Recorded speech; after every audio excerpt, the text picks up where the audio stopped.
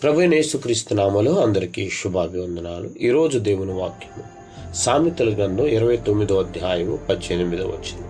దేవోక్తి లేని ఎడల జనులు కట్టులేక తిరుగుదురు, ధర్మశాస్త్రం అనుసరించువాడు ధన్యుడు.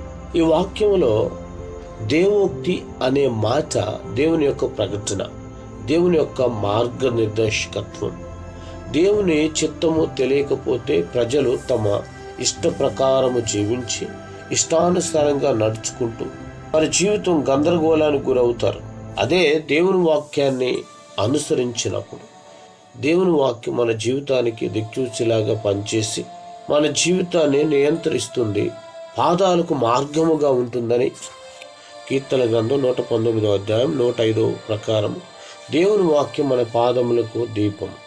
అలాగే దేవుని వాక్యాన్ని గైకుని వాడు ధన్యుడని చెప్పబడింది. దేవుని ఆజ్ఞలకు విధేయనటువంటి వాడు స్థిరత్వము, శాంతి, ఆశీర్వాదాన్ని పొందుకుంటాడు.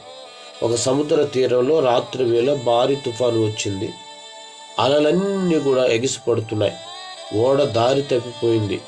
ఆ సమయంలో తీరంలో ఉన్న దీపస్తంభము వెలుగు కనిపించింది. ఆ వెలుగును చూసి కెప్టెన్ దిశను సరిచేసి సురక్షితముగా తీరానికి చేరుకున్నాడు. అయితే అదే ప్రాంతంలో మరో ఓడ ఆ వెలుగును పట్టించుకోలేదు. వారు తమ అనుభవంపై ఆధారపడి ప్రయాణించారు. చివరికి రాళ్లకు తాకి ప్రమాదంలో పడిపోయారు.